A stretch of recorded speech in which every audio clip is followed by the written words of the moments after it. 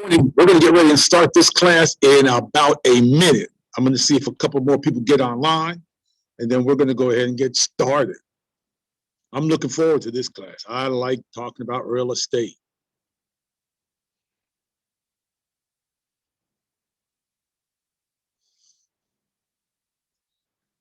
All right, I can't wait. Daggone it. Supposed to be a minute, but I'll give it a few seconds. Anybody else who comes in, they can just join in with, fit in where they can get in. Is that what they say, or something like that? But anyway, this is the real estate class or course taught here at Pequot Academy for the Mashantucket Pequot tribal nation membership. I'll get that right. This is the first of 4 classes. The original class was yesterday, August 4th, and this is a repeat of the same class, August 5th. This is going to be the overview class. It's basics on how to buy real estate. And we're going to specialize in no money with bad credit. You can still own real estate. So we're going to talk about that. Today, we're going to do the basics. And then we'll move from there over the next, this week and then the next 3 weeks. Then next month, we start our 3rd class, which is on the stock market, which will include how to invest in the stock market. It'll include Forex, which people have been talking about. And we'll look forward to that one in September. Previous class was entrepreneurship. And the 4 videos that represent those 4 classes are up on in my YouTube account, and you can get a link for it, and from me or probably from Treasurer Reels. So this class, once we finish with that, this recorded class from Zoom will be up on the YouTube channel, and will include a link so that you can download this PowerPoint presentation. We are getting people that are watching it later on, and I'm getting some pretty good reviews. So that's pretty good. I'm glad. So hopefully we can keep this going. So let's get started. A little information about me, and I put this in each PowerPoint presentation just in case people download it, even though I don't go into a lot of detail each time. But I'm a retired Morehouse College professor, 35 years. Good grief. I remember when I started, I figured I'd do about maybe 5 or 10 years, and that'll be it. I woke up one day, it was 35 years later. So I enjoyed every year of it, almost every year. Commercial real estate appraiser. I appraise commercial real estate all over the United States and in the Caribbean.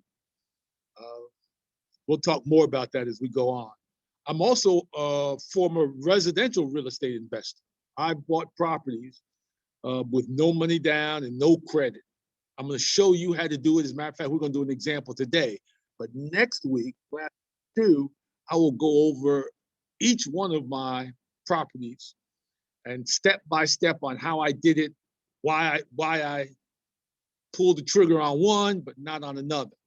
And we're going to walk through how to do and how to find these deals.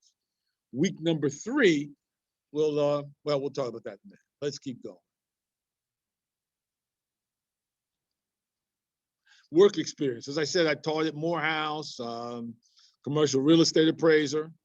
I worked on and ran the MPTN Morehouse College program way back in 07 through 09. I can't believe that was 14 years ago. Wow. But that's one reason I've come back. Clark Atlanta University, I taught there also part-time. And I'm now currently here. This is my 2nd year. We took, of course, 2020 off because of COVID. But in 2019, we taught some classes, and we're doing it again here in 21. Now let's go over this course summary. I didn't want to get ahead of myself. We're going to discuss understanding real estate today. Class number 2, we're going to talk about deal making. And I'm going to use the example of 4 properties that I bought with little or no money and fair to poor credit. Week number 3, we're really not going to be able to do a Zoom because what we're going to do is we're going to actually go on a field trip and look at current deals. I have a couple of real estate agents and they're going to find us some deals. I'm going to get a van, and we're going to go out and actually physically look, walk around, and talk about some deals. And then class number 4, there's my typo. No, we're going to talk about non-residential options. Correct that. So let's get started. Why real estate? Why do we do real estate? Well, due to federal and state laws, real estate is an excellent way to store wealth and create income. If you think about it, when we work and we get a check or we get a payment of some type, right, which represents our income. After our expenses, what we have left over, it goes into a bank account. And we store it in a savings account or a checking account. But in order to really be successful in this country, leaving it in a bank account is not a good way to do this, because they're not going to pay any interest, really. If you have a savings account, what do they pay? 0.5% or some crazy number? If it's a checking account, they're going to charge you to keep your money in their bank. And then they're going to take your money and lend it out and earn interest on it. You know, what kind of deal is that? So what people do throughout life is to take that excess money and invest it in things that generate income and wealth for them in the future. So when it's time for them to retire, you don't have just a Social Security check. You have some other forms of income. That's why this month we're going to talk about real estate, and then next month the stock market. Because no matter what age you are, you need to start taking your income and your wealth that you create and have it work for you. And 2 ways that we know to do that is real estate and the stock market. All countries throughout the globe have different laws. The United States has certain laws that allow real estate to be a great way of storing wealth, growing wealth, creating income, and transferring wealth to the next generation. All 50 states have different laws. It's different here in Georgia than it is in Connecticut. You know, I've been in Georgia for about 45 years, even though I'm from New Jersey. But all the property I bought, of course, was in Georgia, Metro Atlanta. And we're going to talk about that and the laws that Georgia has that are different than here in Connecticut. And then within a state, the counties and the cities have different laws. That's as it relates to zoning, building permits, all types of issues that the county and the cities control, that the states have ceded or let the counties and cities control. So let's get started by first reviewing one of my no money, no credit deals. And let's walk through it just to kind of get an idea before we go back. After this, we'll set back from the beginning and kind of build to this. I just want to show you one.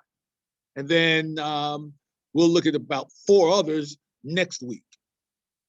So this one is a property at 1744 Fairway Hill Drive. This is 2001. If you look on the left, you'll see a map of Atlanta. Especially most people probably are familiar with Atlanta. But this property is located in what we call Southeast Atlanta. If you draw an X through that name of Atlanta, I-20 goes east and west. And so that kind of splits the north and the south. And then 7585 goes down the middle, and that splits east and west. So what's I-20 splits north and south, and 7585 splits east and west. So this is east. And if you notice, I-20 kind of bends around. There was politics probably involved in that, because I-20 should have went straight through there. Yeah, if you look back at history, you'll know why I-20 was bent around that part of town. But anyway, so this is really considered southeast, even though it's on the north side of I-20. This is, if you look on the right-hand side, you'll see a picture of the property. Now, I couldn't find one back to 2001. This is after I had renovated the property in 2000. This is 2007 picture. But the property in 2001 was in worse shape. It was vacant. The roach problem was terrible. I had a really good friend who was my exterminator. And we coached, he introduced me to coaching football. And I used to be his assistant football coach. And so I had him come out to exterminate the place after I bought it. And he said it was one of the worst infested places he had ever seen. I know I walked in there and I said, daggone, the carpet is black. But it wasn't the carpet, it was that many roaches on it. The daggone thing was just crawling with roaches. Never seen anything like it in my life.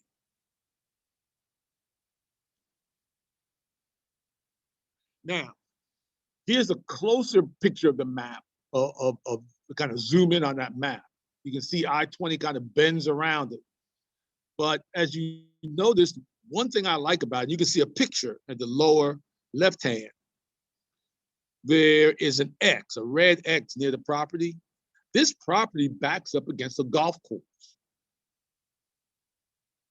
Great location. First, before let me talk about how I got to this property. I had an office with about 20 people working for me. They weren't employees, they were independent contractors.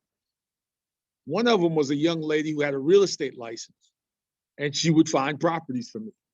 So this was the second one. I said, I'm looking for an investment property.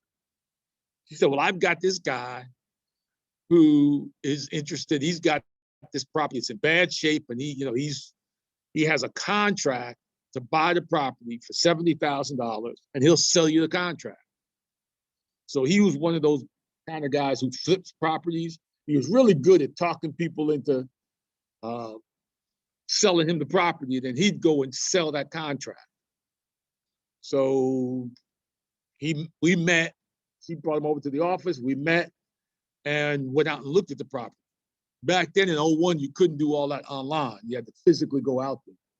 So when I went out there and I saw the property, yeah, it was a mess. The backyard was wooded. It hadn't been kept. The lady who owned it had passed away.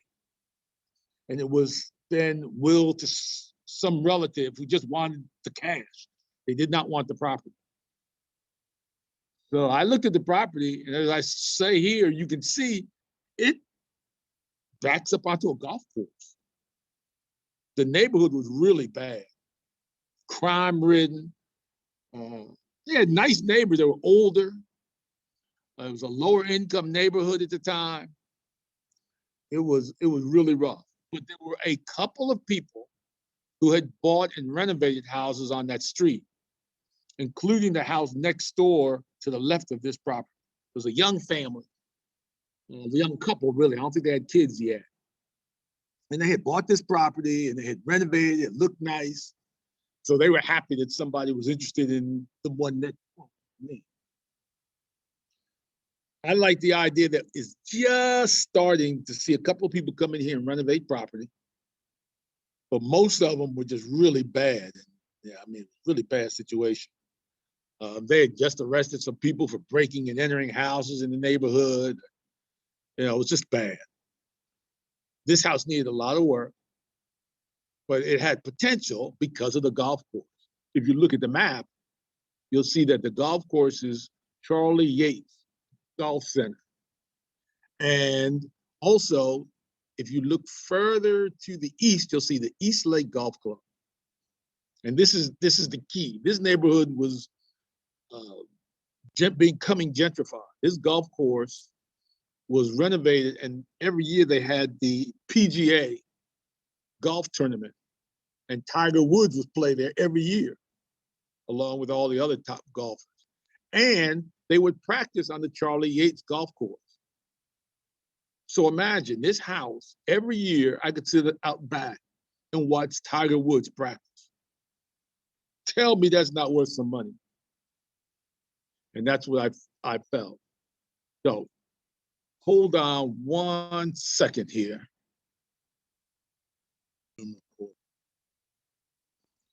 All right, what we were talking about, just really quick, Corinne, is I'm reviewing one of the first no money down deals that I did as an example of just getting started. Today, we're going to talk more about real estate in general. And then we're also going to talk next week about some of the deals I've done and how to find deals and how to lay them out, especially these little or no money down and fair and poor credit, how to find them and how to put them together. Then on week 3, we're actually going to do a field trip and go visit some. So you can kind of get your feet wet and see how you get this done. So I was talking about this one because it was a property, this is 2001, and it was right, it backed up on a golf course. If you see the map above, not only was it next to the golf course, but the second golf course to the east had been renovated and was a PGA golf. They actually had PGA there every year. So in 2001, Tiger Woods came every year, along with everybody else, and they would practice on this Yates golf course. So this house, even though it was messed up, it was cleaned up. You could sit out there like on a deck and once a year, watch them guys practice. So it's got to be worth some money, right? So they brought me this deal. I said, yeah, I'm interested in doing this. Well, come to find out, DeKalb County had money to help renovate this neighborhood. So they actually had money that they give you all the money you needed to buy the house. And the guy had a contract to buy the house for $70,000. He was willing to sell me the house for $90,000, right? So he would keep 20. And then the county said, we'll also pay to renovate the house. We'll give you the renovation money. So it was $60,000 to renovate it. So what I did is I applied for it. They gave it to me. Part of it because I knew some people, but they gave it to me. And as you can see on this next page, this is the sales of the property. If you go all the way down to the year 2001, you'll see where Ed Moffitt, who was the guy, nice guy, he sold it to me for $150,000. He then paid the previous owner who got the property because her relative passed. And he paid her $70,000. He took 20, and then I got 60,000, so I could renovate it. So you can imagine, he had theoretically had that contract for 90 days. In 90 days, without putting, I think he put like $1,000 for earnest money. In 90 days, he got $20,000 because that's what he did for a living. So he would just turn these things over. Me, I walked out of there with a house and $60,000 in cash. And my job was to renovate it. And so what I did is I got a contractor, renovated the property. And I also hired some of my students. I was teaching at the time. So I hired some of my students to clean the house out. We went up into the attic, and I mean, it took a truckload because I guess when the lady passed, nobody went and got her stuff. So what I did is I went to the neighbor of this house who knew the lady because she had been there forever, found the lady's family, went to the family and said, would you like any of these items up in the attic? And they said, no. I said, okay, at least I did my part, right? Because I felt bad. There were all these old pictures and stuff that you knew meant something. That really bothered me. But, you know, because I have this thing about just history and in general, you know, you never know. But I hired a couple of students. We went up there and cleaned that attic out, dumped it all into a dumpster. And then I hired these guys to renovate the house and fix it up. And I rented it out to my brother for a few years. And then I started seeing the real estate market get overheated. And I got worried about it. And so I decided, let me sell it. So as you can see, after I bought it in 01, 3 years later, I sold it for $269,000, which is, you know, overall. I had a guy who was in my office, and I told him, listen, I'm interested in selling this property. How much could I get for it? And he went out, did the research, came back and said, I think we can get 270,000 for it. I said, he'll sell it. And he sure did. He got me 269, which is like over $100,000. And remember, I didn't put any money in. It was all, all I was doing was paying the mortgage, and I rented it out to my brother. And I had my brother just pay me enough. I helped him out a little because he had moved into town. So I can't remember that mortgage payment was around $1,000 or something because I had low interest and stuff. And I think I may have thrown in $100 a month to help him out. So he only paid me $900 a month for a 2-bedroom, 1 bath, really nice one of them old houses. And that helped him out so he could make it. And then at the same time, then 3 years later, he was ready to move and get into his own place. So I just said, I'm gonna sell it. And made $100,000. So you look at, well, okay, what was my return? I can't calculate the return because theoretically, I didn't put any money in. I really got a little money out of it because I didn't use all 60. I used some of it to pay the mortgage for it. But so it really didn't hardly cost me any money. Now I noticed when I printed this out from the county, if you look at the top, on June of last year, the property sold for $540,000. That neighborhood is now one of the hottest neighborhoods out there. All those houses have been renovated. It's nice. You got the golf course. It's one of those gentrified areas. So I was right in terms of picking the area. It's just a matter of time. If I kept it, like an old guy told me when I first started investing, first property, I was 24 years old. And the older guy, probably younger than I am today, but anyway, I thought he was old. He told me, you buy one rental property a year for 10 years, you'll be a millionaire by the time you're 50. And he was right. He was absolutely right. All those properties, by the time I turned 50, which would have been about 2000, I turned 50 in 2006. So, if I had had 10 of these things, I've been multimillionaire. Every one of these properties that we're going to look at tomorrow are all in the hundreds of thousands of dollars that at the time they were less than $100,000. And you could buy them for hardly little or nothing. So the key about real estate, as we were saying earlier, is it's a great way of building wealth and increasing your income. If you find the right one and do it right, if this is something you want, it works. Now, real stock market, same way. I like real estate because, again, when I was young, I like to be able to drive by and say, that's my property, right? Also, I like the idea, especially when I'm in my 20s, I was seeing women and dating women, you could go by and say, hey, that's my property. Yeah, go with me, we're going to dinner, but I got to stop by and pick up rent. You flex a little bit on folks. And I like doing that. So the stock market to me, which is does the same thing, but you can't really see it. Like back then we didn't have the technology to say, oh, here's my Robinhood account. You just went to a stock broker and just, okay, I own this stock. Yeah. But if you can go by and say, that's my house right there. Matter of fact, let me go in and collect rent. I walk out of there with some dollars. Yeah, okay, let's go to Papa Do's or somewhere to eat. That kind of thing. You're able to flex. I always like to own property. I like to feel and touch it.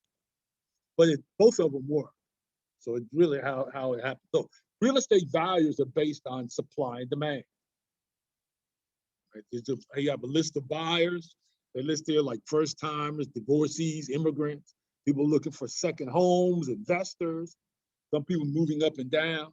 And then you have sellers, people that are retiring and going into moving with their kids or into retirement homes, newlyweds. I don't know what out immigrants. I'm not sure what they mean by that. But people again looking for second homes. They may want to sell it, like me. Sometimes you just get the homes. Sometimes I just get tired of it, and I don't feel like fooling with them anymore. I don't feel like messing with the tenants, and instead of maybe me moving it, the smart thing to do would have been to get a management company and let the management company run it. But I was always my own management company because I didn't trust anybody. And I just got to the point where I said, I just can't do it. I'm getting older, and I just can't run like that anymore. I have 3 kids now and a wife, and you got to give them some time. You can't be running around fixing toilets or calling the plumber to get out there, do all that kind of stuff. So eventually, you're going to have sellers like me. They're great properties. Now, you're not going to be able to get a good deal, because I'm going to put it out there until I sell it, get my money. But I'm not one of the kind of sellers you're looking for. I'm not motivated to sell. I'm just going to sell because I'm tired. But when I get the right deal, I'll sell. So then you have investors looking, you have banks that have foreclosed on properties, and they're looking to get rid of them. And then you have builders who build stuff. And sometimes, especially if they're building a subdivision and there's only a few houses left, everything else has been built out and sold. A lot of times those builders are moving on to new developments, and they've already made their money. This is like gravy. And sometimes you can get good deals from them because they're like, I made my money. These are the last few. I'd rather move my resources to the next development. And you can walk in there and say, well, hey, I'm willing to work out this deal. So I could just take over this. They'll make their little bit of money and they're gone. So sometimes you can find builders that the last couple of properties in that development, you can get a pretty good deal. The key really is, and we mentioned earlier, we're going to talk about what is the type of property you're looking for. One of the things you need to understand is neighborhoods go through a life cycle. You have that initial development where you get new homes and new subdivisions coming in, new shopping centers built. It's the up and coming neighborhood. And that'll last for maybe a generation, 20 years or so, depends. Some of those neighborhoods are always that way. They're just constantly changing. Other neighborhoods will decline, become stagnant over time. The homes get older, the families are older, the kids are off to college, they become empty nesters. Maybe one of the spouses pass. They get older to the point that they're not taking care of the house as well as they used to. Maybe their kids are trying to get them now to move into senior living. New people that move in, they're renters instead of owners. And the landlords are not taking care of the property. And you can see by the picture down there, everything starts to get old and they're really, it's starting to really wear. You can tell that's the shops are closing or they're getting older, or you see a different type of shop in there. In the beginning, you had really nice restaurants. Now you have maybe some fast food places or some chicken, fish joints, and that kind of stuff. Nothing wrong with probably great food, but you can just drive to the neighborhood and you can tell it's older, it's going downhill. Then eventually, something will happen that will cause that neighborhood to all of a sudden pick up and demand will grow for it. And it becomes gentrified. I like to buy property as it moves out of stage 2 into stage 3. It's bad, but I don't want it too bad. I tell people, I used to buy property where if my wife ever kicked me out the house, I have a place to go and I feel safe. So let me put it like that. And I'm not scared of certain neighborhoods. I'm from New Jersey. I can handle myself. But some neighborhoods, I ain't going. But other neighborhoods, it might be a little shaky, but I think I can handle it and I can make it work. So I'll look at that neighborhood. But it's got to be a neighborhood where maybe lower to middle income people, the working class. I'm not uncomfortable when it's time to go collect rent, or if I'm trying to show it to some people, the people work for a living. It's not that kind of crazy stuff on. Now, I have clients and I know people who buy property like that. They're slumlords. They carry a pistol with them when they go collect rent. I'm like, man, I'm not doing that. So one time I met a guy out there, got a pistol. He said, man, I'm going to collect rent, but I'll show you around.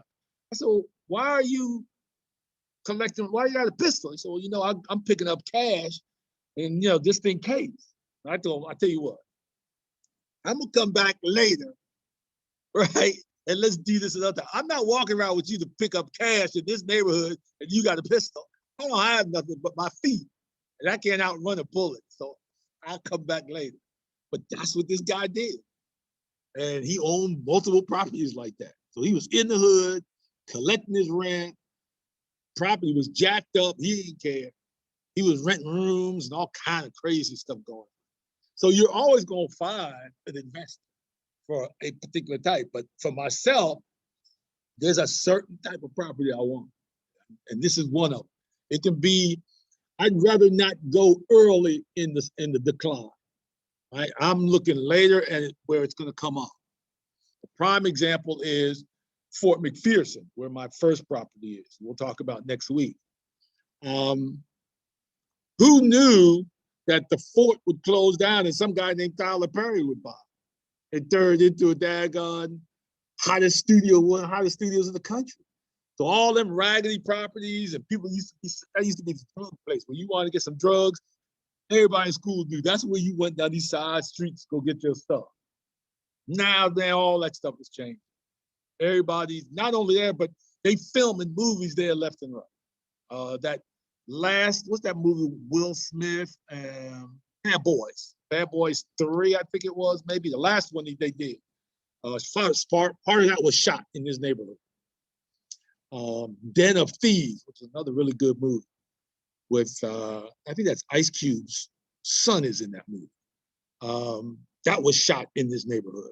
So they do a lot of filming there now, and these houses are being renovated, and a lot of people are putting them on Airbnb.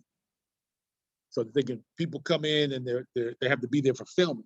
They just rent the house out, or some people want to live in a community where they're shooting stuff. I mean, you can walk up. I've had a time where I've walked up, people say, hey man, you want to be in a movie? You know, we're getting ready to shoot this scene, and we need people walking up and down the street. When young people want to do that, they also want to be near Tyler Perry's place because there's so much activity going on. You can probably run up on something.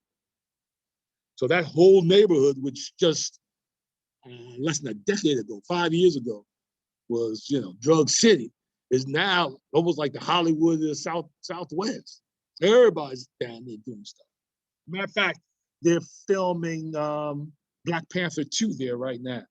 He shut down the whole studio, and they are, Marvel is renting the whole, there's at least 10 buildings of 10 studios out there, and they're filming Black Panther 2 there right now. So you can imagine all the activity, all the people, all the actors and actresses and stuff just roaming around. So you look for that kind of activity that's going on.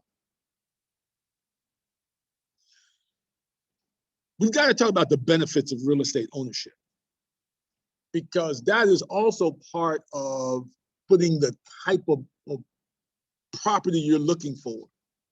When I was younger, 24, I was looking for properties that would give me increased wealth in the future. I was already working. My income was good enough at the time. I was not looking for cash flow. I was looking for appreciation. So I was trying to increase my net worth, as we call it. So in the beginning here, you talk about the balance sheet. Your assets minus your liabilities gives you your net worth. When I'm 20-something, when you're young, you're trying to build your net worth, because then that's going to generate your future income. When I bought my first property in 1980, I said that I wanted to buy that property so when I get married, by the time my kids go to college in the year 2000 or so, I would have something that would pay for their college. I wasn't married yet, even though I was dating my future wife. I knew that we're going to get married in a couple of years. We might have 3 or 4 kids. If I do that, I need to buy a property for each child. Then 20 years later, they go to college. This thing will be worth enough money to go ahead and get a loan to just pay for the 4 years of college. That's how I looked at it. And that worked. Now, I didn't keep it that long. I eventually sold it because I just got tired of it. But if I had kept it, When my first daughter went to college in 2002, that property was just about paid for, and it easily would have paid for her 4 years.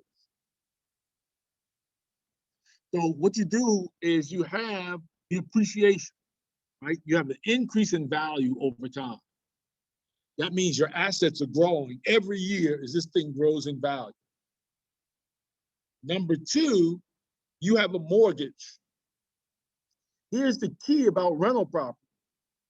Every time you make a mortgage payment, part of that payment pays off the principal of the mortgage.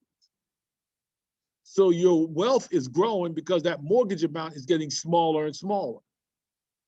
At the same time, the appreciation is growing. So your liabilities are going down, your asset is going up. So every month, but basically every year, your net worth is growing. Well, guess what? Who pays the mortgage payment? The tenant, right? You collect the rent from the tenant, pay the mortgage, a couple of quick expenses, the rest of the money is yours. So why would I not buy a piece of property that's growing in value and I got somebody else paying it off for me? I'm not paying it unless, sometimes it's vacant. But the properties that I bought, I mean, they were always out. I never had a problem with finding tenants because that kind of neighborhood where you got working, low income working people, they're always looking for good properties. And I tried to be a really good owner. I was not a slumlord. And every year I tried to increase the value of the property by doing something to it. Fix the roof, put new gutters up, paint it, do something to it. So it always keep it looking nice and always get the yard cut stuff. So it always look nice. And that would keep a better tenant. The type of tenant I liked was a single mom with a child. Because one thing they want to do is keep that roof over their head for their child. They want to be in a neighborhood where the house looked good and it felt safe for their child. And that was what I always tried to do. Now, on the income side of this, you have to realize that there's two things that come from property that create income for you. One is the annual, that people don't understand too much, or they don't talk too much about. It's the annual tax savings that you get. The great thing about owning real estate is you get to write off all the expenses for that property. Well, again, this is kind of shady. I don't talk too much about it, because hopefully they're not listening. But it just so happened that every year I had a problem in my personal house with like plumbing or something, that same thing showed up on the rental property. So when it was time for me to write off, I would write off all those expenses from my house onto my rental property. Right? I mean, this toilet gets blown, okay, I send the plumber out. It just so happened that I guess the plumber went to the wrong house or something, but it was an expense for the duplex that I got to write off. So it helped me increase the tax break I got every year. The other thing, and we'll talk more about this, but I also get a depreciation on the property. Even though the property is growing in value, the government says that it's really wearing out every year. So because it's wearing out every year, we're going to give you a tax break. So when I own property, I always got my money back every year. I ain't started having to pay taxes until after I got rid of all my property. Because I have my house, which gives me some tax break, but not like those rental properties. I used to always get my money back. So I always file the first day you could. I did my accountant's door January 1st. I'm like, here's my stuff. Let's get, I want my money. Now, after I sold all my properties, I'm one of those filing for extensions every year because I know I owe money. And then the next one is you get that monthly cash flow. Now, when you're doing no money down deals, you're not going to have a big cash flow in the beginning. You're going to have more expenses, higher mortgage payments. But that's okay because I'm looking for long term. The rent's going to go up, appreciation's going up. I'm still going to get my check every April. So I can deal with the fact that my cash flow isn't that big right now. Because again, I was working. I had some other income coming in, so it wasn't that important. And I think that's what led me to eventually say, you know, I wanted to sell it. So when we look at appreciation, let's talk about these four. When we talk about appreciation, we're talking about over time property values increase. Why do they increase? Because of inflation, first of all. You know, the fact that that house I bought, I paid $150,000 for it, and it sold recently for $540,000. Now I'm sure they did some work on it. You could tell it's rehabbed again, but still, that's a big jump in what, 14 years or so, 17 years. The demand for the area. With that golf course, as they started cleaning up the area, because remember, the county enacted that special loan for that neighborhood. So I'm sure there were a lot of people like me taking advantage of it. Who else? Who wouldn't? If you could get to where they're going to pay for you to buy the house and pay you the money to rehab it, that's a no-brainer. You just have to find the right deal, which is just what happened to me. And then finally, do the improvements on the property. When I own property, I improved it constantly. Get it painted, change, new heating and air if it was needed. Sometimes it would cost me money. But remember, I get to write all that off.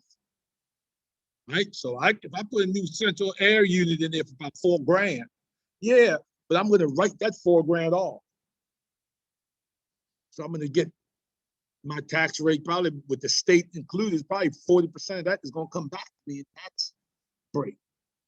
So actual, a check to me. So if it's $4,000 or something, then I'm probably going to pay $2,400 out of my pocket once I get my tax paid. But eventually, that's going to lead for me to get higher rent, because the next guy going to say, "Hey, this is brand new central heating unit. It's not jerry rig. This thing is really cold," and so I could charge a little bit more. And that's why I wanted to look like it. Mortgage payoff. This is just an example when we talk about a mortgage payoff where you make your monthly payments, and part of that goes to principal, and part of it goes to interest. And over time, you'll see the principal amount back in January of 2014 was $300. By 2 years later, by January of 2016, it's $350. So every year, every payment, the amount that you're paying on principal increases. I say that because one of the things we're going to talk about next week is we want to assume older mortgages instead of getting a new mortgage. Because with a new mortgage, we have more of the payment goes to interest, which is good in one sense because we get to write that off. But from the standpoint of creating wealth, the older ones, more money is going to pay the principal, so our wealth is growing faster. So between the two, I said, I'd rather get an older mortgage and assume it if I can than a new mortgage. And it really depends when we start talking about what we're looking for personal. These are some of the things that we're going to get into to talk about that, you can tweak it a little bit. It really has a big impact on your bottom line. And then number three is tax savings. Not only the state, but also especially the IRS. Now in Georgia, we have a state tax, it's 8% across the board. But remember, as I said earlier, we get to write off all our expenses, which is a great deal. And we get to depreciate the property, which is what we call a non-cash expense. We get to write it off like we actually spent the money, but we didn't spend the money. And the IRS is going to give us money back for that. I have an example. Let's say I bought a duplex, cost $150,000. The building, you can only depreciate the building. You can't depreciate the land. So the building's worth about $120,000. You can get an appraiser to break that up for you, or you just do it yourself and come close. And the IRS isn't going to really sweat you unless you're dealing with a much bigger number than the $150,000. So I'm going to say, oh, about 20% of a building value is the land. So I take 30,000 off for the land. It's $120,000, and you get to depreciate it over 20 years. That's $6,000 a month that you can use as depreciation expense. You write it off on your taxes, but remember, you didn't actually spend that. That didn't come out of your pocket, but the IRS lets you use it. So you use that six, and it actually covers $6,000 worth of income.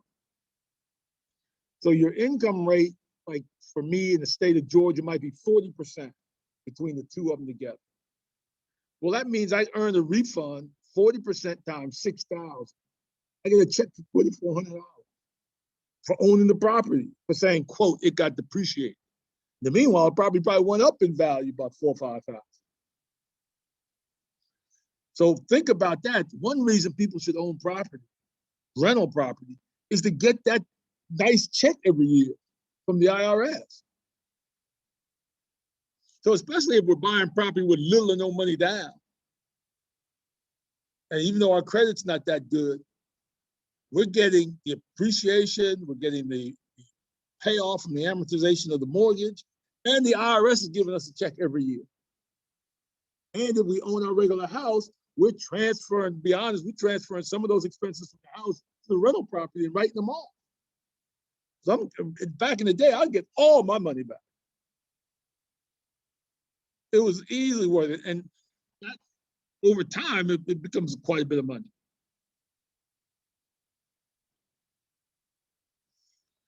So when we look at our monthly cash flow from a piece of property, we've got the rent, we've got some expenses. Some of them are current expenses, like in Atlanta, back in the day, the water bill was like $25 a month, period. I don't care where, it was $25 a month. They don't do that anymore. But other than that, I had the tenant pay their own utilities. I didn't believe in paying utilities. I always bought properties where the utilities were separate. They pay their own utilities. But of course, I needed money to fix up the, some kid flushed a toy down the toilet. You got to get that fixed. Or there was a leak in the sink somewhere. So I found a handyman that I used to call. He'd go down there and fix whatever the problem was. For the most part, because I would try and keep the property inside and out, I tried not to have any major problems. So my expenses were a little higher. And then my mortgage payment, because I was doing no money down, it was a little higher. So the net income wasn't that great. It was always net income. I'm not going to take a loss, but I'm not making a lot of money on it. All the rent is going towards fixing the house up. And that's fine, because when I was younger, I wanted the appreciation. I didn't want this. I just, if I get a little money so it can offset what I'm doing. Now, the first property I owned, I bought it just before I started working at Morehouse. That summer I started working. And the reason I bought that was because I had been renting in Atlanta for probably 4 or 5 years. Every year the rent was going up. And I was tired of paying rent. So if I could find the no money down deal and buy it, and this is what ended up happening. I got a 1-bedroom where I lived in, and I rented out to 2-bedroom. The rent from the 2-bedroom paid all the expenses on the property. So I was kind of like living rent free. I just paid the utilities on the place. And I didn't have to worry about rent going up every year because it was my property. As a matter of fact, rent was really going down every year because I was increasing the rent of the tenant. So it was not only paying all the expenses, but now there's a little money left over. So it would pay my utility. So now I'm working, but my living expenses are almost zero. I had a car that my father had bought years ago for me. So I didn't have a car note. Now I don't have rent. And I'm collecting a little money from people at the end, from this lady and her son. So it's working out great for me from a cash flow basis personally, where I could live off that little bit of money Morehouse was giving. And then it allowed me to start looking at buying other properties and finding what I wanted to do, which eventually was to be an appraiser. But the key is we want to develop our own prototype. What I mean by that is, and we're going to discuss this next week, and I'd like you to think about this. What would be the perfect type of house or property, real estate that you'd like to buy? I listed it because it's on this page, it's more than just a house. You can buy a shopping center. I included CVSs because a CVS is a real estate play. CVS does not own those buildings that they're in. Those are investors that buy the land and build the building to CVS's specs. And then CVS signs a long-term lease to lease that property from them. Now, why would you do it? Because if you can get a lease from CVS that says they're going to lease this building for 20 years, you can take that lease, go to the bank, and the bank will give you the money to build. Because they'll use that CVS as lease as collateral. They know CVS is going to make that payment. Even if CVS closes that store, they still have to make that payment. Now, they may try and negotiate a deal to pay it off, pay the guy off. Or if you can find another tenant, like sometimes you'll see old CVSs, they might be a Dollar Tree or Dollar General or a hair supply place. That's in Atlanta, you see a bunch of those. What'll happen is the owner will then sublease it to somebody like a beauty supply place. This beauty supply place will pay some of the rent, and the balance that's owed CVS will pay. So they still getting their money, but they want to get somebody in there. I've seen situations where then like Rite Aid. Well, Rite Aid went bankrupt. Once they declare bankruptcy, then they don't have to make those payments anymore. And so the owner is now stuck with a piece of property, and they're not getting that lease payment anymore. So I've seen some of them, they'll sell them, or they'll demolish the building and build something else on it. But not only that, but also fast food restaurants. Now, McDonald's, they do their own, and most of the big, but Taco Bell, KFCs, a lot of these, I would call second tier kind of restaurants, they do the same thing CVS does. You can actually, or what they'll do is they'll build it and then sell it to an investor and sign a long-term lease. So the person who's going to buy this, the investor, will take that long-term lease, go to the bank, and the bank will lend them the money because it's Taco Bell. And unless Taco Bell declares bankruptcy, they're going to make that payment. So that's another, there's a lot of people out there, that's what they do for them. I had a client whose father passed, and they were willed about 4 of these Taco Bells throughout town. That's what he did. And you have to set the value after the death. So they hired me to go appraise them. And I mean, he did pretty well. They were in really nice neighborhoods. The values were up higher. The land itself was worth a lot of money. But the guys, just were collecting that money from Taco Bell. We have one of probably the best investments out there, best kept secrets, are these storage places. I have a former student that has gotten into buying and owning these storage facilities. He says it's like printing money. It's unbelievable how much money they make. So that would be a way to invest in something like that. You can invest in shopping centers, office buildings. I have a picture of a hotel. You have hotels where some of those hotels you see out there, especially some of the Marriotts and Hiltons, but any of them, you see, those are owned by different people. They invested, but they then it's built to the specs of that hotel chain, and then the hotel chain rents it out. But it's owned by somebody else underneath. So you've got people that own the land and the building of a Hilton. And Hilton is paying the lease rate on all of that. Plus, for them, it allows them to free up capital. Just like with CVS and the drugs and the fast food restaurants. They don't want to tie their money up in the building and the land. They want to tie their money into expanding the size of their franchise. So therefore, they don't mind paying a lease rate for the building that they have, because they're going to take, instead of locking $500,000 into land and building, they could take that $500,000 and expand their business and advertise and do those types. And now McDonald's is different because they have a real estate department and they're known for their real estate. But it's what you want to do. If we're going to develop our prototype, it doesn't have to be single family home. It doesn't have to be small multifamily. It could be like this one guy did. He just did Taco Bell. Have 4 of those.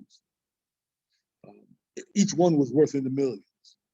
I don't know how much he paid for when he started, but that's a nice little nest egg to pass on to somebody. And because it's Taco Bell or KFC, that check is probably in your account the first of the month, like clockwork. You don't have to chase down Taco Bell. I'm going to give my rent.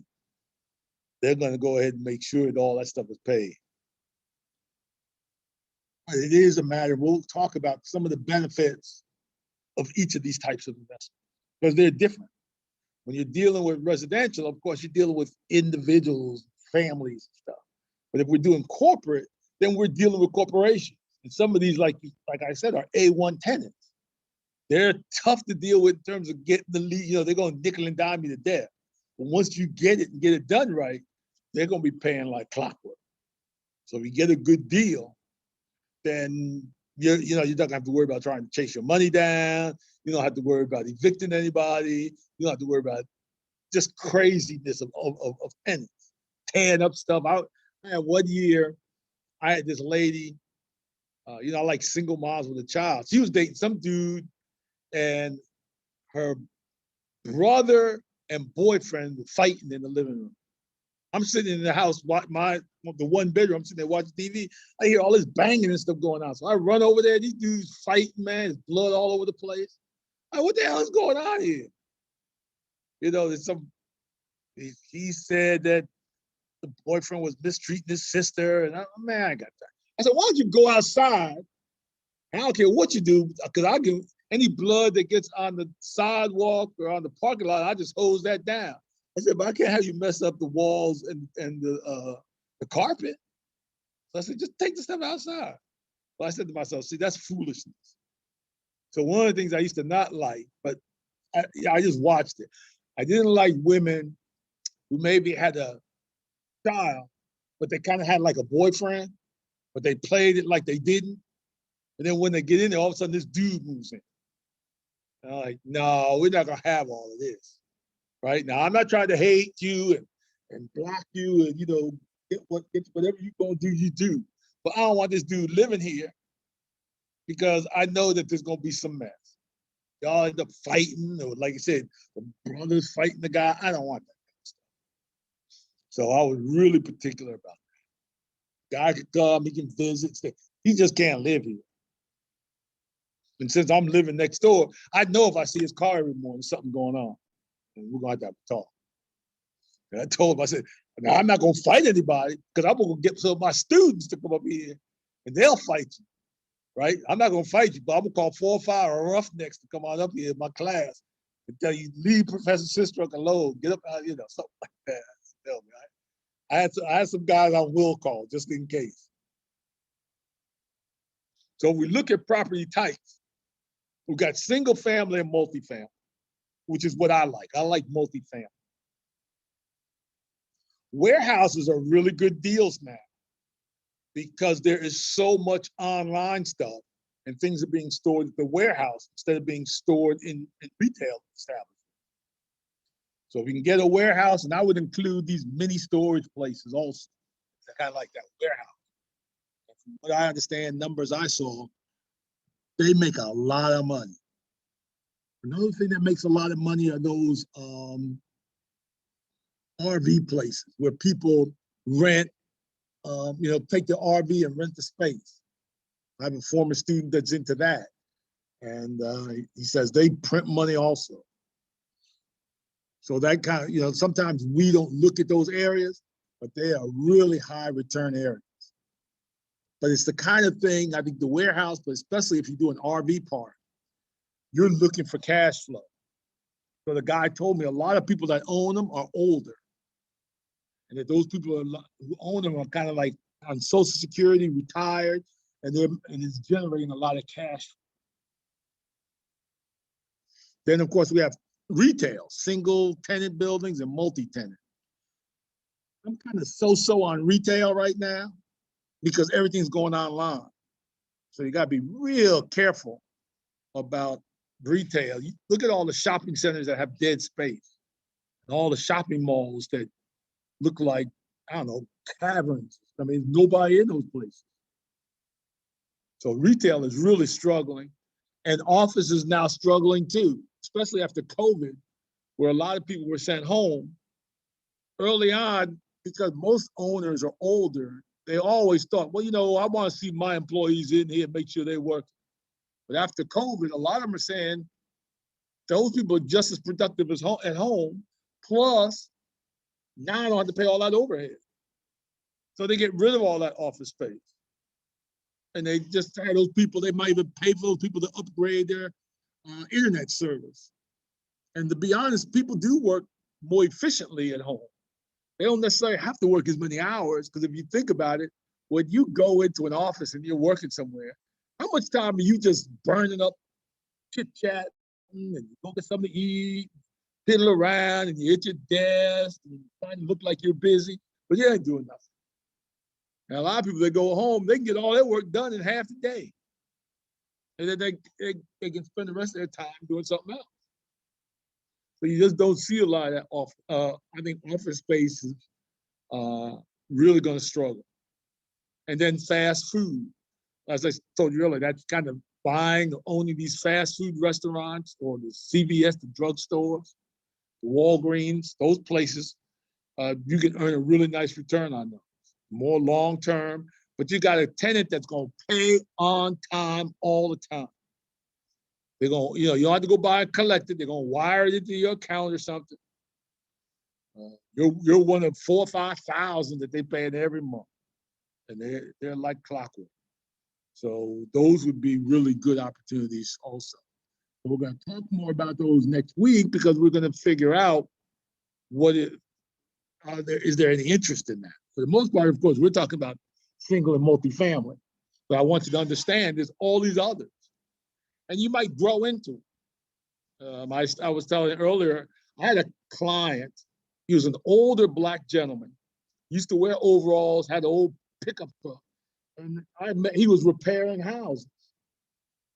And I met him to look at some property, and this guy owned 100 houses.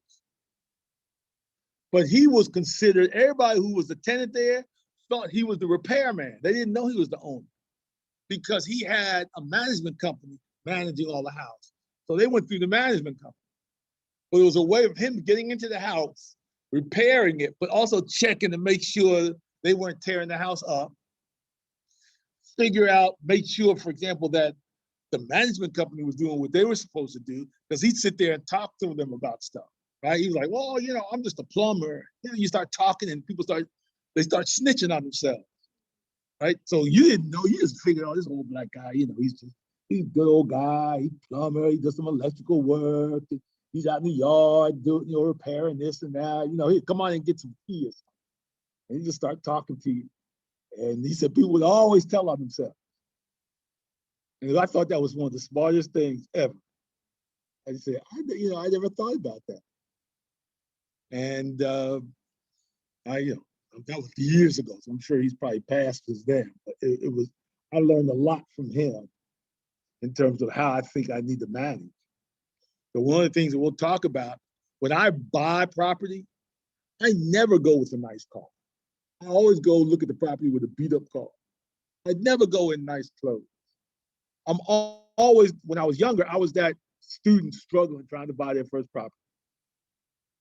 Or now, I'm not that older guy, and I'm an old country guy, and I'm just trying to buy a piece of property for my grandkids, leave. So I tell people I use racism against itself. Right? So when they see me and I'm in my old clothes and old beat up car, I'm just like an old struggling Black guy trying to make it work. See if I can get a piece of property made for my grandkids. I'm not gonna tell them anything about my background or what I'm doing. I'm just talking to them because I want to get a feel for them and what they're saying and what they understand.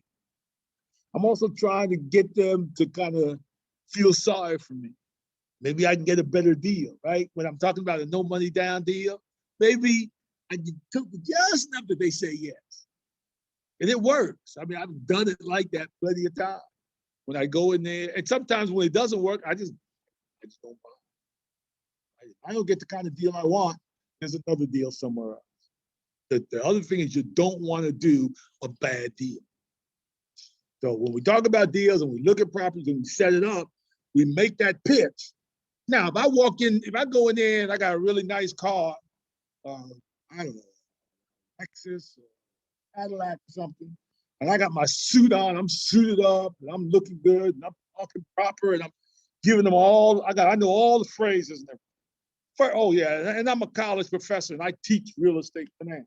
First thing you're gonna do is the price just went up. Because if he's looking, he knows what's going on. So I'm not giving this dude any discount. So if I come in the opposite way, well, okay, I might feel a little something for you. So okay, instead of 100,000, I'll take 89. That's all I'm trying to do is shave a little bit of money off here, or make it seem like. So we'll talk about that part of that negotiations with property type. Now it's harder when you're dealing with non-residential. They're very sophisticated. They don't care. Unless you can kind of talk them into stuff, they're not stupid themselves. They probably, if they have their name, if they have my name, they've probably Googled me and they know everything about me. They'll just look, yeah, right. We know who you are.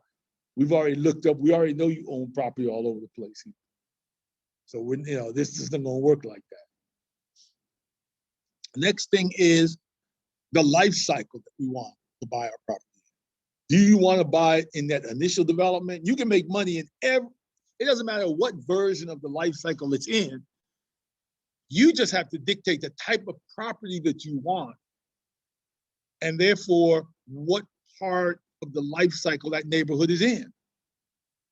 For me, I like late number 2. Older houses. It's been through a rough period of time, but it's coming out. And normally it's because the reason they turn around is there's some kind of development that has come around and it has changed that neighborhood. In Atlanta, that happens all the time. My brother bought a condo. After he left me, he went and got an apartment out by the airport. And then he wanted to buy a condo, buy his own place. So he bought a condo out north of Atlanta. And there was a condo complex that was struggling. So he got a great deal on a 2-bedroom, 2-bath condo on the top main floor. Paid about $65,000 for it. His mortgage payment was less than the rent on his apartment that he had. It was a 2-bedroom, 2-bath, nice. Had a porch, deck, nice place. It was a struggling neighborhood. 2 years later, the Atlanta Braves announced that they're building a brand new stadium a quarter of a mile down the street. I mean, within walking distance, which they built. And as a matter of fact, I used to park at my brother's place and walk over to the stadium. The property values went through the roof. So he sold it after about 5 years there. It wasn't that long, but the Braves were only in year 3 of that stadium. So yeah, he probably sold it, about 2000. He bought it. He'd only been there 5-6 years, and he sold it for $180,000. So buying it for 50 something, selling for 180 after a few years, the neighborhood just changed everything. I mean, they built brand new condos and stuff all up and down the street there. All that area changed. I told him if he hung in there, because that was an older development, eventually somebody's going to buy that whole development out, demolish it, and rebuild something with more density. It was just a matter. You know, he's younger than me. I thought if you wanted to hang out, now he got married. His wife had a house out in the country, and he decided to go out there. But I told him, if you stay here and she moves in here, eventually you're gonna get a sweet deal. I told him probably in the $300,000 range per, because I showed them the math. I mean, because it's an older complex, everything's kind of spread out. Something about coming in new, they tear it down and put like a high rise, some density in there, maybe some retail. It'll be a really nice mixed use development. It would be worth, they'd probably have $1 million condos in there. So, he decided, son, it got a great deal on it. So I'm saying you never know that next week when we talk about my first property, it's now within walking distance of Tyler Perry Studios. They used to be in the 80s, crack houses up and down the street. We used to march up and down the street trying to get rid of these crack houses. I paid $33,000 for that place back in 1980. I saw those things are now selling for fixed up. They're selling for $400,000 to $450,000. I'm like in shock. I mean, it's been 40 something years, but eventually that neighborhood, especially once Tyler Perry moved in there and the way that place is now, and they just announced that T.D. Jakes and Tyler Perry are going to buy the last 100 acres there and put in some huge mixed use development of residential, probably T.D. Jakes Church and some other stuff out there, right there attached to the studio property. So that's going to do nothing but drive values up even more. Everybody's going to want to be out there. My daughter is renting a house now. I keep telling her she's trying to find something to buy. Where she's within a mile, I clocked it, which is, you can walk a mile, but it's within a mile of this new park that the city of Atlanta has built. Because Atlanta's growing, they need another reservoir to hold water. So they took what used to be an old mining pit. They diverted water underground from the Chattahoochee River to this pit to fill it up with water. And then they built a huge park around. And because of that, what used to be one of the most notorious neighborhoods to live in is now complete. All those apartments, Section 8 apartments, they demolished them. Everything going up in there is high end. Everything. You can't get. I try to get there. I can't find a townhouse home over there for under $600,000. It's like unbelievable, but it's a beautiful park. And so it's going to change that whole area. You can still find houses over there dirt cheap, but it's not as easy because everybody's out hunting for them now. So what you want to do, like me, is I try and read and stay in tune. And because I'm an appraiser, I hear about things.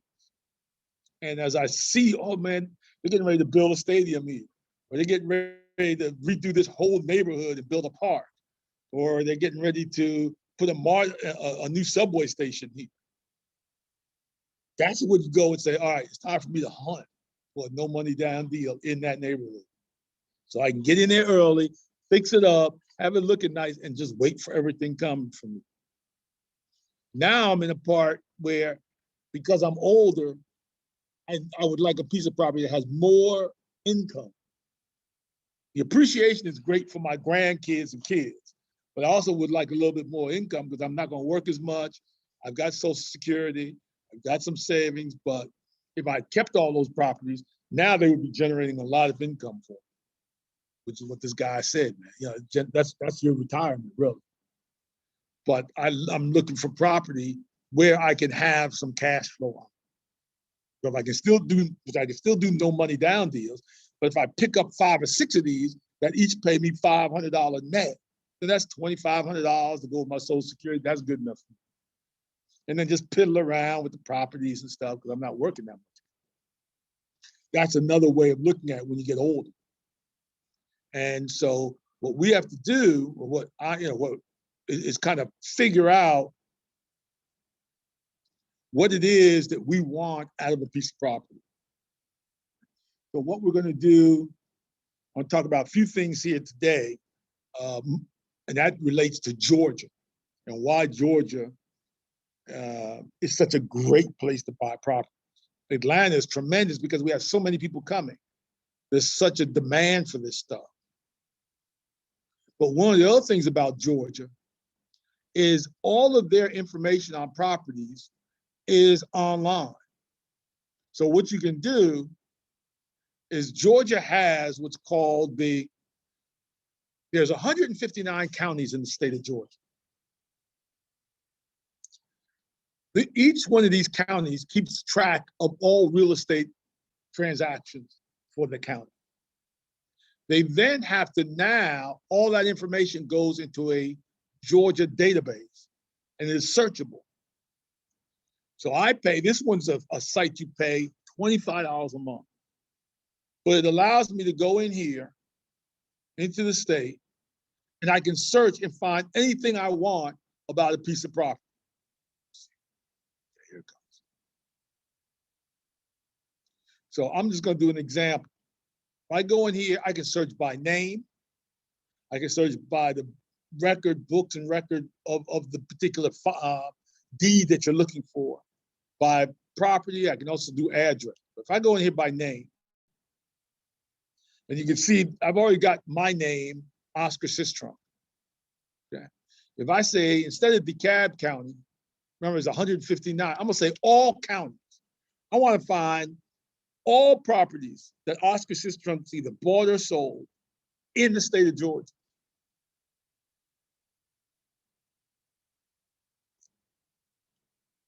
Click on it, log me in.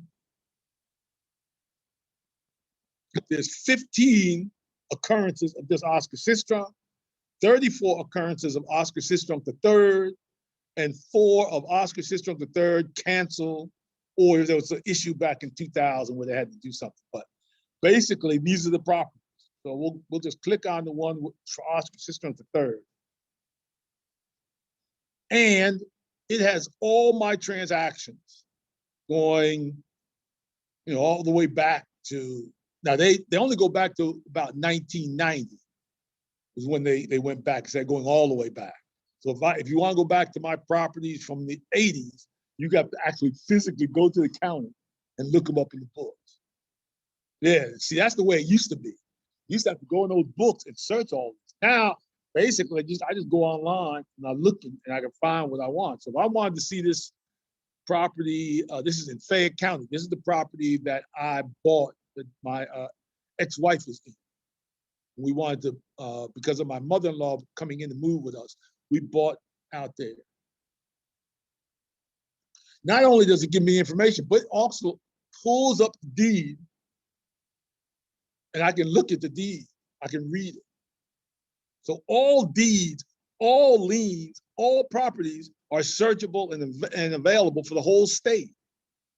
I can do it from anywhere. So it allows me as an appraiser, instead of having to used to go to the county to find it, I'm here in Mashantucket, and I can look at stuff, anything I want. So this is the actual, we'll be talking about this deal next week. And here's the my lawyer friend who handles it.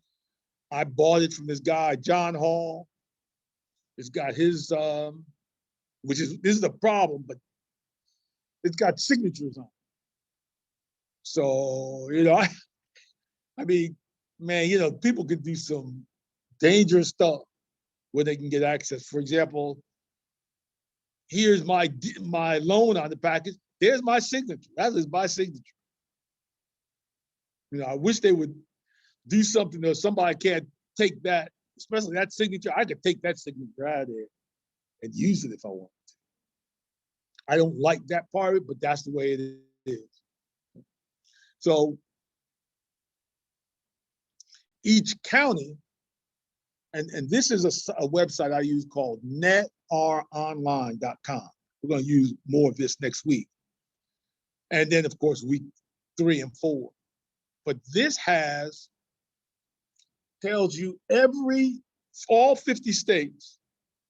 You click on the state you want. In this case, we'll do Georgia. It gives you the information for all 159 counties.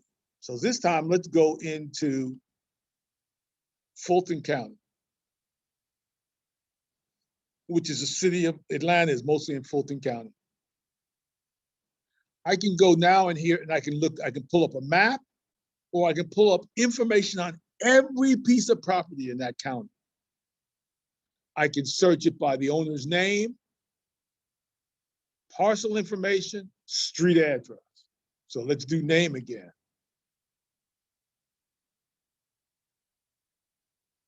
Last name first, Sistrom.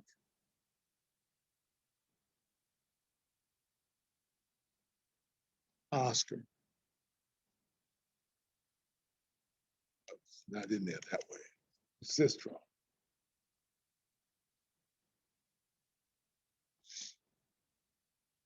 So I've got Sistrom, and we're able to look. This is Hezekiah, which I think might be a possible cousin of mine. I don't know why I'm not in there, but I should. Let's see. Oh, you know why? I don't own any property in Fulton County anymore. I forgot about that. Gone. That's something. 1877. I gotta do it by address. That's right. I don't own any over there anymore. Wow. Okay, this property, 1877 Dotson Drive. It gives you all the information about the property. It gives you a map.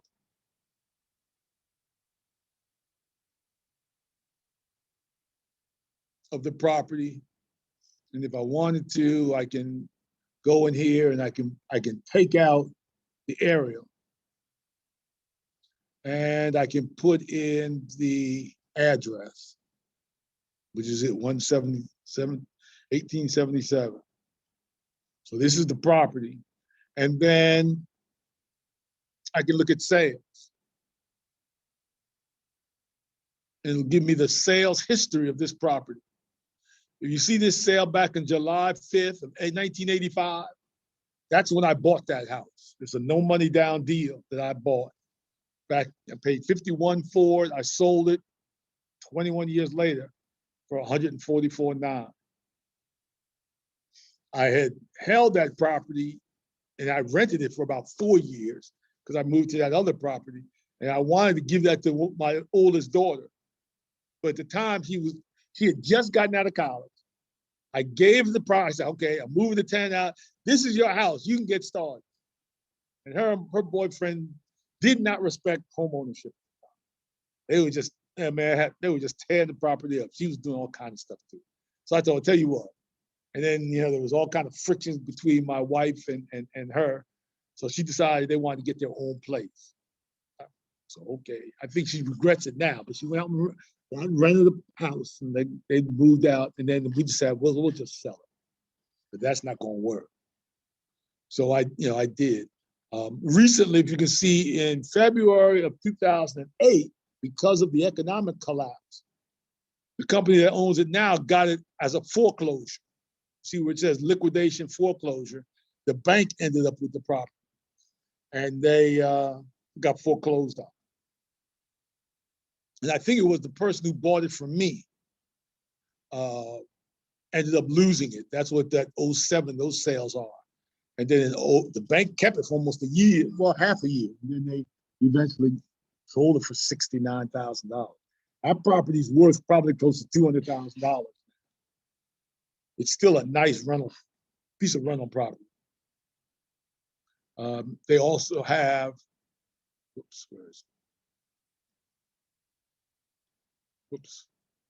got out of there too early.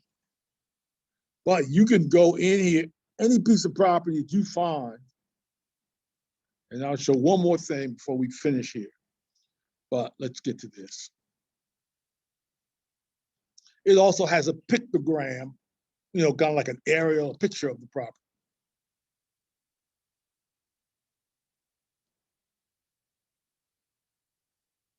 So that you can zoom in and you can see the house. There it is under all those trees. So it was a nice piece of property.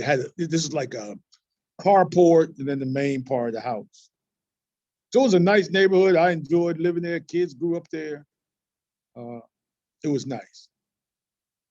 But you can find that. And the reason I say that is because let's say using Google, we can go up and down streets and find properties. Now, the reason I'm here, this neighborhood is one of these gentrified neighborhoods. On one side of the street, they've just built this new health center. What's going up here are condos, 3-story townhouse condos that are going for a minimum of $550,000. One thing I like about Google is I can go back in time. So if I go back to 2007, that's what this looked like. It was like, man, this is horrible, right?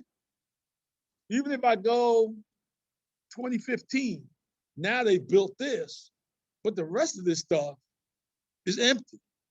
The guy, now developer bought this area, and he's got these townhomes coming in. So this whole area is straight, but look at what's across the street. How would you bet $500,000 townhomes and you look at this across the street? Well, you know that's across the street is not going to stay there forever. Somebody's trying to get that right now. They're going to see now. I happen to know, because this is from 2020, most of these condos have been built, these townhomes have been built and sold. There are very few of these units left. As fast as he built them, he sold them. As a matter of fact, he bought some more down the street. Oops, let me get back. Like, this is it right here. But he built some more down the street. Look at all this mess. It's all being redone. And you're like, well, why? Because we're down the street from where that new quarry is going to go. All of this is going to change. Now, what I want to show, now, of course, you can play around with the commercial, but what I'm saying is this. Let's go down this street. If you've got condos that are going in and selling out at $500,000, what do you think is going to happen to these houses on these streets? People are going to start buying up these houses and either tearing them down and building brand new because they want to be in this neighborhood. One thing about this neighborhood, we're within a bike ride or a walk of downtown Atlanta. We're a couple of miles less than to the Mercedes-Benz Stadium. We got that new park that's going in over there. All of these activities, all this new retail is coming in. So if you look at these houses, I'm trying to buy one of these things to either rehab it or tear it down and buy something else. Now, this property is 635 Etheridge. So all I have to do is go into Fulton County, address 635 Eldridge. I'll just put that in. Where is it? 65. Did I do it right?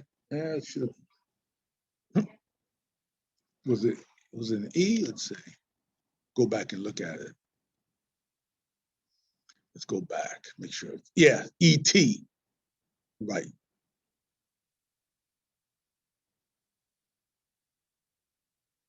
Oh, come on.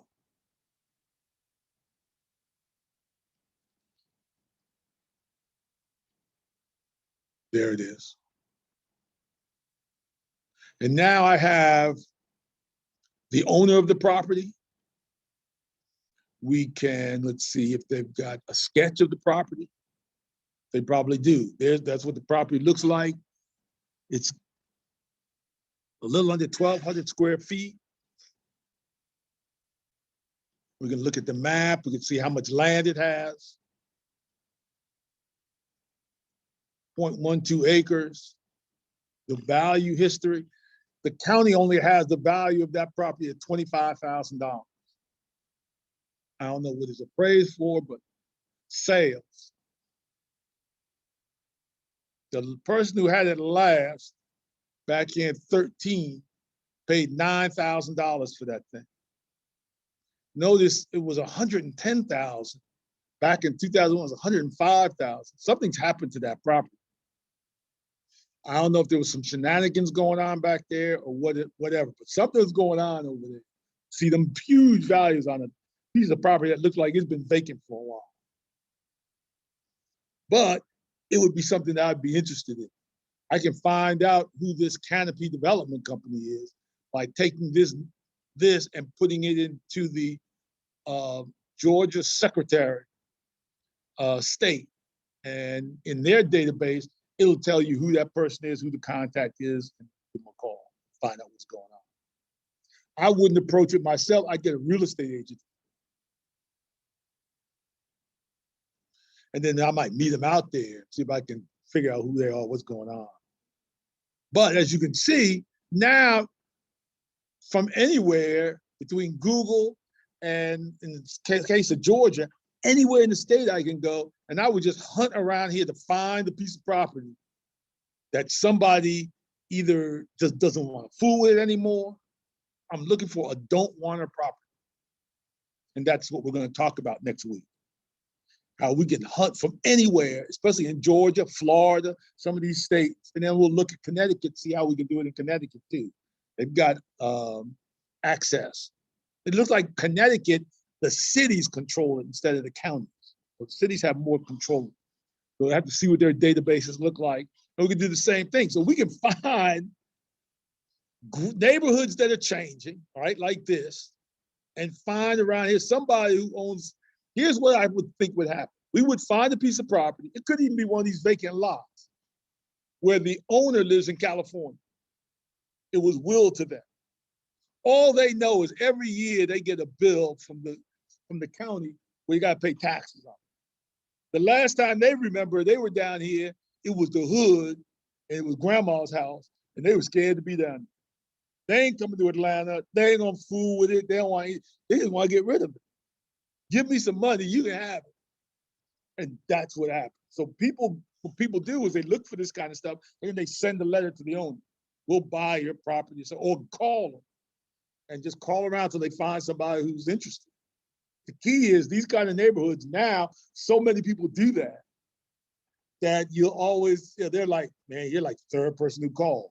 Bing, it must be worth something. And nobody been calling for 10 years. Now all of a sudden I got 3 calls yesterday. People want to buy this property. Something going on. But some people even now say, well, shoot, man, give me 50. Yeah, you got it. And you might say, well, 50 is a lot, but that lot might be worth 90. I'll take it for 50. And either flip it or build a house on it. Sell that house for $400,000. So that's what we'll do next week. And we're going to look at deals that I've done around the city and some other things and get a feel for how we make these deals work. So, I got some people on here. I'd like to thank everybody for joining in. And does anybody have any questions? And if not, you can always email me or call me. And I will have this video up on YouTube along with a link to this presentation so that you can review it. And you can look at the other ones. This is our first, remember, this is our first class of 4 on the real estate. So I look forward to the other ones and hopefully learn a lot. Again, contact me if you'd like to meet one-on-one. I'm here on site. So I'm living in the Grand Pequot. And we can meet day, night, weekends. It's good for me. I like talking about real estate. I like talking about stuff all the time anyway. So you can contact me anytime, either directly by looking my name up.